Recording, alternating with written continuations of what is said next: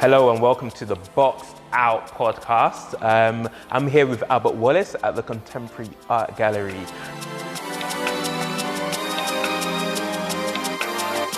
We've been collaborating for a while on this project here. So how long has it sort of taken you just to make this happen? Well, it has taken me my whole life, but to put it down to years and days, we're looking at, for the past 5 years, I've had a really focused idea around making a gallery different. And so began the journey around how can I create something different to give people a different perspective on the ins and outs of how gallery functions. But more importantly, it's around how do we make people want to come to the gallery. And so I set out to design something of a hybrid gallery. And what that means is we're using art as a driving force for other things. And it has taken me, for the last 2 years, putting pen to paper and designing how I want the gallery to look, and also what's the kind of programs I wanted to have. And so we've done that. It has taken me 9 months, roughly, to combine all of that and then to put that into action. And this is the result of it. So one of the key things is this space. How did it actually come together? Because I know so much happened throughout this whole, I think, 9-month process to kind of get the space up and running. So tell us why this layout, and I know we've spoken about the layout in the past, but why this sort of layout and the artwork? It's been such a journey, and at the same time so fast, so much in terms of experiencing new things that I've never thought about. But this space, before this space, we were, when I say we, my wife and I, my wife is my superpower. My wife and I, we were looking for a gallery space. Now, when we discussed this, we thought, right, let's find a gallery that is being sold on and transform that. So we went and we looked at a few, and they just didn't tick our boxes because they were just galleries, and so we got a bit frustrated that there were so many galleries up for sale, but nothing that had the space, but also nothing that had the spirit in it. And so we kind of put it to the side. And then one day I was going through properties in Birmingham, and this property came upon it on my radar, and I jumped up and I said to my wife, I've got it. And I showed it to her, and she says, no way, we can't afford that. No way in heaven. So let's continue looking. She says, that's the Barclaycard Arena. Are you crazy? Are you out of your mind? And I said, nope, let's go. Let's find out the details for this place. And we came here. We made an appointment and we came here, and we looked around. Now, we were asking questions about this building. It was built in 2012, and since it was built, nothing wasn't used for anything. So it was dusty. I mean, when we walked through the door, dust fell off the door because it was just left, pretty much, and we looked around, and she looked at me and she said, yes. And I said to her, are you sure? Instantly we knew that this reflected an intricate part of our vision and what we wanted to use it for. And the journey then started, and we had to go through a whole lot of negotiations and looking at the price and looking at where we are, because this is a very sought after location. Obviously, you're aware that we're just overlooking the canal right there, the Brindley Place Canal, which is absolutely fantastic, beautiful. And this space offers such level of calm, you know. So we're standing in the gallery, in the building at the time, and we're saying, wow, this is a dream, but one that I don't think it will become a reality, because you're talking about the cost and also the added cost that, you know, the cumulative cost that added onto all these things that makes it, you know, out of an individual pocket. So we sat and we looked at it and we thought, right, if we're going to do it, we're going to do it to the best of our ability, and we're going to do it because we love what we do, and we're going to do it because we want to create something different, something that helps the community. And so we decided that we're going to take the risk. And then that was where it came from. When we approached the company that was to go through the NIA, they liked what we proposed. They loved our vision, and so we negotiated, and they negotiated with us with that in mind. Wow. That we wanted to do something different.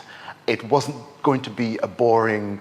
I hope those curators out there don't get on the phone to me, you know, but we wanted to create something that was alive. We wanted to create a live gallery, you know. We didn't want just a dead gallery, people walk in and walk out. We wanted to create something that had something of meaning inside, you know. So that's the journey, and look at where we are now. Yeah. And you, mister, you've had something to do with this, because we became we started collaborating on designing the space. Yes. So you know, you had a part to play in it, and even though we were on the phone for days sometimes trying to get certain things, certain aspects of it, you know, corrected or, you know, fixed and stuff like that. But yes, this is it, and it's going to evolve. You know, what you see now might not be what you see in a year, but also the gallery itself, we have movable panels. So we'll be able to move panels around to suit whatever exhibitions we're having, or installation, or we might have something else in here, because the space itself as well is something that is going to be sold out for different programs, you know. So we're working with other organizations who, I must say, have been very supportive. I mean, we've been inundated with organizations. So we have a few very, very important. Birmingham Mind comes to mind. Pardon the pun, but Birmingham Mind is one of those organizations that is working closely with the community at the moment, and they're targeting mental health, and they came on board with us, and they, you know, expressed an interest to collaborate with us as well. So that's great, and we have some other organizations that, you know, want to come on board, because the space that we have and the concept that we are about is one that rings to the heart of mental health, and their programs and collaborating with us will echo that even louder and will reach more people.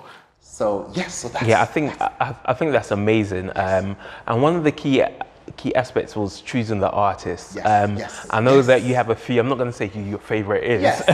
But how was the process in choosing the artist and the curation list in terms of the people who you chose to collaborate with? Because this is the selection of work, especially the sculpture, I think is one of the most beautiful thing. And also when designing the space, you have to kind of pay attention to some of these aspects of the sculpture, of the different pieces.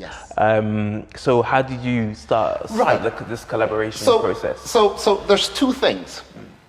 As an artist and an art enthusiast, I have had a love for a lot of other artists.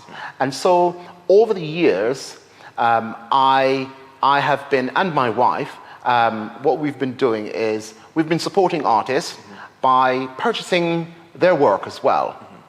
So we've had a collection over the years, but outside of that, when we decided that we were going to be doing this, we wanted to get artists that have something, some connection and some experience around working with people as well in a healing way. And so once we decided to go public with it, we were inundated with artists. So it was quite an easy process. Yes, it was quite an easy process. And you know, I recall one artist who called, and the first thing she said was, art has saved her life. Oh, wow. And she gave this her story, which was, you know, if it wasn't for art, she wouldn't have been here, put it that way, you know. And so her work kind of reach out to people. So looking at the, you know, work, you can see something in it. You can see emotions in it. Another artist, she works with the whole mantra around happiness. And so her work is colorful, very colorful, and it gives you a feeling of calm, yet happiness, you know. So in terms of getting the artists, that was the easy part. We were inundated, and we still are being inundated with artists, you know. So it has been a fantastic journey, and we have reached out to quite a number of artists who have said, you know, and you know, like, you know, I like the concept that you are about, but they just want to have a transactional relationship. They just want to be able to sell their work, and that's okay, and that's fine, you know. But what we are about as well is about something more significant, something that can heal people, something that someone can walk in here and find calm in. And so we look specifically for artists that has a message in their work, rather than the commercial side. However, we're a private gallery, and so you need to keep afloat. We need to keep things balanced and keep afloat. So we have those two aspects together. So that's a part of our mantra here and, you know, program agenda. I think that there's many different aspects as an individual, and I'll call yourself a curator, an entrepreneur. Thank you. Someone who's trying to fulfill some of these talents here, and it's a combination of your background, your talents, your history, your culture, and your expertise here. So I wanted to know, for others who want to do something similar, what were the biggest challenges that you kind of came across trying to make this space happen? The biggest challenge for me that I had experienced, and my wife as well, was dealing with people who, when you share it, you get well, how are you going to be able to survive? There's a negative, input. Are you sure you want to go down that route? Why don't you put your money into stocks and shares? Yes, just a safe option. Yes. And for me and for my wife, it's about taking your passion and throwing it out there to help people. And this is one thing that, you know, as really drive us. You know, we want to change lives, but more importantly, we want to do it in a way that is self-sustaining. And so we will be working with a lot of organizations, but we're also will be working with corporate as well to be able to fund some of these. We will be able to fund some of these on our own. And also, we'll be looking to collaborate with other companies, with other establishments, to run projects and programs that will be able to sustain some of these projects that we have. So yes, but my biggest hurdle or I should say one of my biggest hurdles as well, was dealing with contractors. Yes, you always hear the builder stories. Yes, yes, it was very frustrating.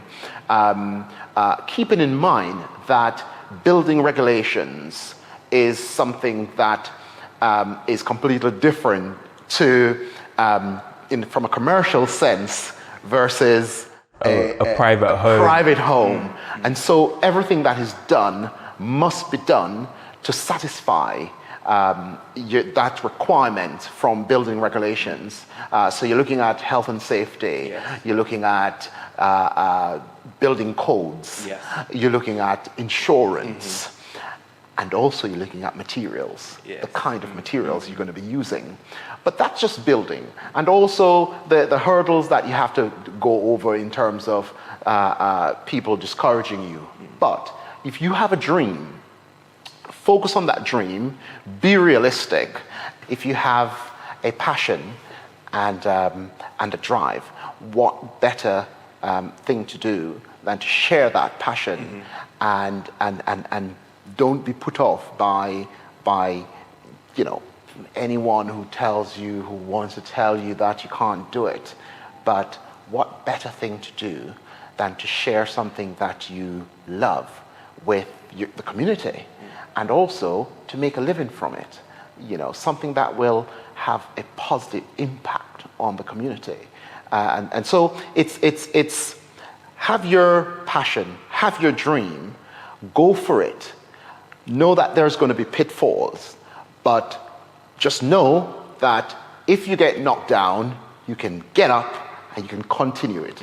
Because I've had a lot of difficulties in this. I've been on the phone to you, I've been sending you emails, and they've rejected my paperwork, they've rejected my plans, and what are we going to do? And and they've given me a deadline, and so it's something that you have a passion, you've got that drive, and you're not going to let anything stop you, because at the end of that, is about... It's this at the end. It's this.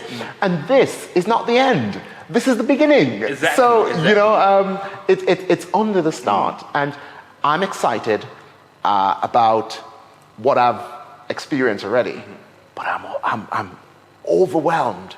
And I can't wait to experience next week, next month, next year. And it might not all be good, but I am excited about the journey and where this is going because of the lives that it's going to impact.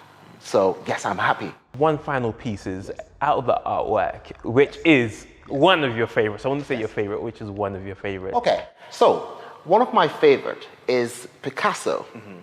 And it's a giclée print from the House of Picasso collection, and it signifies for me the strength of women, but also the beauty and Picasso and the way he paints.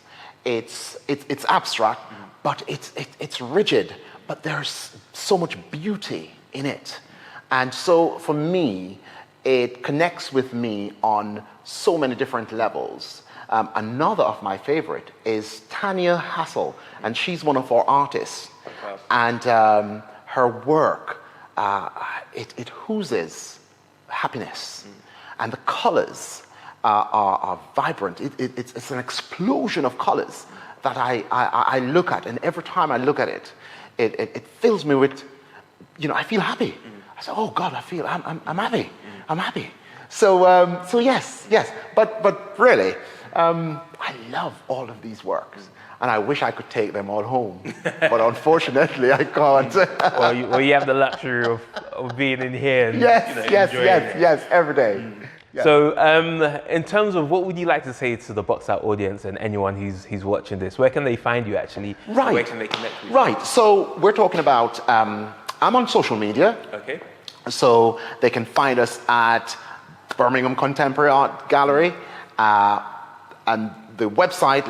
My wife always complains that I never get this right. So it's www.bcag Birmingham-cag.uk. Okay.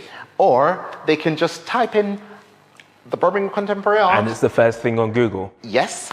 And they'll be able to connect with me via all the different platforms. Yes, you're on Twitter, Instagram, WhatsApp.